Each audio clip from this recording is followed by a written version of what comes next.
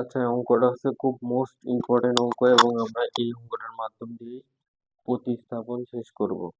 তো এখানে আমি অঙ্কটা তুলে রাখছি, এটা অনেক ইম্পর্টেন্ট একটা অঙ্ক আর এখানে অনেক কিছু বোঝার একটা বিষয় আছে। তো সময় লাগবে, ভিডিওটা অনেক বড় হবে। তো আমি অঙ্কটা করছি অনেক সংক্ষেপে। আচ্ছা, বিষয়টা হচ্ছে যে আমি মূল আলোচনায় যাই। আপনারা সবাই ধৈর্য সহকারে বোঝার চেষ্টা করবেন। আচ্ছা, প্রথমে আমার অঙ্কটা দেওয়া আছে হচ্ছে যে integral tan cube x root sec x dx। আচ্ছা, অঙ্কটা এখানে দেওয়া আছে, তো আমরা অঙ্কটা একটু মানে করার সুবিধার্থে আমরা লিখছি যে tan স্কোয়ার এক্স। আচ্ছা, এখানে তিনটা tan ছিল, এটা এখানে আমরা দুইটা নিচ্ছি আর এখানে একটা নিচ্ছি, তাই তিনটা আমার মিলে গেল। এরপরে আমরা এখানে sec x টা বাড়তি নিছি, অর্থাৎ একটা এখানে নিচে একটা এখানে নিচে, অর্থাৎ লব হরকে sec x দ্বারা গুণ করছি, মানে কাটাকাটি করলে আমি আগের লাইনে পাবো। আচ্ছা, তারপরের লাইনে আমরা একটা বিষয় জানি যে আহ, এখানে tan স্কোয়ার এক্স। আচ্ছা, tan স্কোয়ার এক্স সমান সমান আমরা লিখতে পারি sec square x minus one, এটা আমরা লিখতে পারি। আর এখানে আমরা একটা বিষয় এখানে দেয়া আছে যে, আচ্ছা এখানে আমরা দেখাই, মনে করি যে √2, √2/2। আর আমরা একটা বিষয় জানি যে আহ, যদি দুইটা √2 গুণ করা হয় তাহলে শুধু 2 আসে, তাহলে √2 ইন্টু √2 এভাবে আমরা লিখতে পারি। তাহলে এই টু কেটে দিলে পরে শুধু √2 থাকে। তা আমার এখানে মনে করি যে এখানে একটা √2 আর নিচে হচ্ছে শুধু 2, অর্থাৎ সেক রুট সেক ইন্টু রুট সেক। আচ্ছা, রুট সেক ইন্টু রুট সেক যদি এটা আমরা লিখি তাহলে এই একটা একটা কাটিয়ে যায় আর একটা হচ্ছে থাকে। আশা করি আপনারা সবাই এ পর্যন্ত বুঝতে পারছেন। আচ্ছা, এরপরে এই যে tan x এই যে sec x এটা আমরা লিখছি। আচ্ছা, এরপরের লাইনে আমরা আসি। এরপরের লাইনে আসার আগে আমাদের একটু ওই যেহেতু অঙ্কগুলো হচ্ছে প্রতিস্থাপনের অঙ্ক, তো আমরা তিন লাইনে ভাঙিয়ে পর্যন্ত আনলাম। এখন হচ্ছে আমরা একটু ধরবো। তা বিষয়টা হচ্ছে যে এবার ধরি একটু যে sec sec x সমান সমান আমরা জেড স্কোয়ার ধরতে পারি।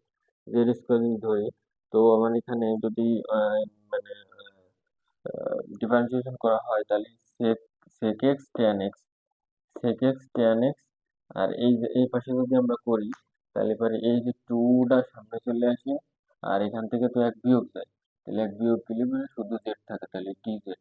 আচ্ছা, ডিজেড থাকলো। এখন হচ্ছে যেহেতু আমরা করা হচ্ছে কত এক্স সাপেক্ষে, কিন্তু এটা তো আমার এক্স না, তাহলে আমরা লিখতে পারি যে এই জেড আমরা আবার করবো, তাহলে লিখতে পারি যে DD Z of DD x of Z বা ডিজেড বাই ডিএক্স।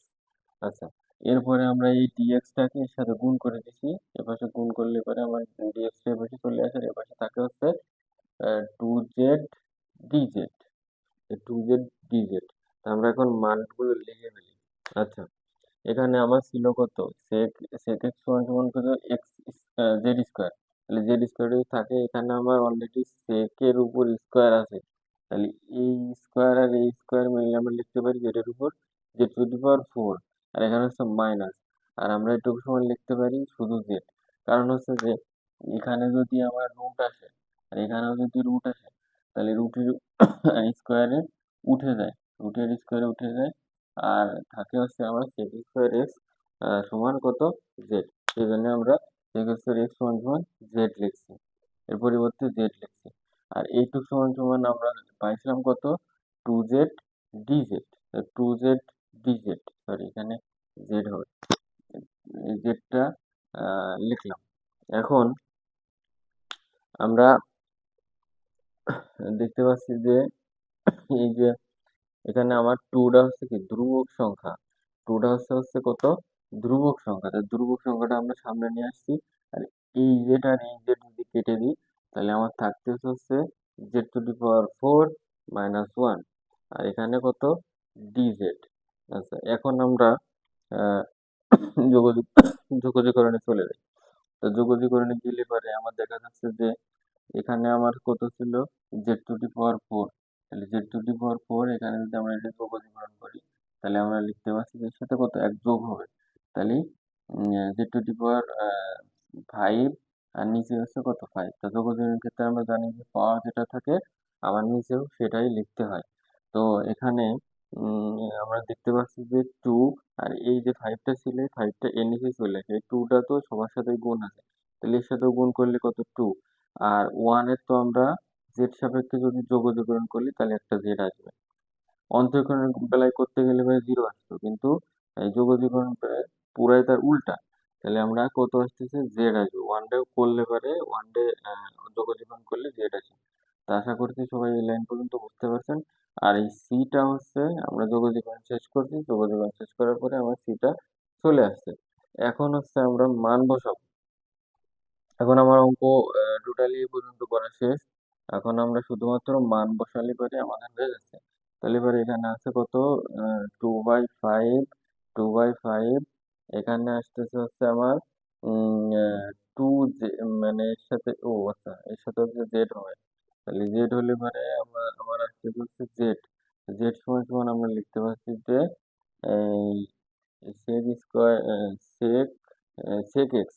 আর আছে আমরা একটা বিষয় বলি, সেটা হচ্ছে যে এই রুটে আমরা হাফ ধরতে পারি, রুটে আমরা হাফ ধরতে পারি। তাহলে এখানে আমার আসতেছে হচ্ছে এই 5/2। আচ্ছা 5টা হচ্ছে যে আমাদের উপরে যে জেডের উপর যে 5টা পাইছিলাম সেই 5টা, আর এরপর ছিল হচ্ছে রুট। তাহলে এরপর যদি রুট থাকে তাহলে আমরা লিখতে পারি যে 5/2। এর পরিবর্তে আমরা লিখতে পারি যে 5/2। আচ্ছা এরপরে ছিল কত এই যে মাইনাস 8/2, আর এখানে জেড, জেড সমান সমান লিখতে পারি যে সেক হাফ এক্স। হাফটা হচ্ছে কারণ হচ্ছে যে এই রুটের জন্য, রুটের জন্য হাফ আসতেছে, আর এই যে প্লাস সি। আশা করি বুঝতে পারছেন। তারপরে যদি সমস্যা হয় কারোর, তাহলে এবারে ভিডিওটা আবার প্রথম থেকে দেখবেন, আর তারপরে যদি না বুঝে থাকেন অবশ্যই কমেন্টে জানাবেন। ধন্যবাদ।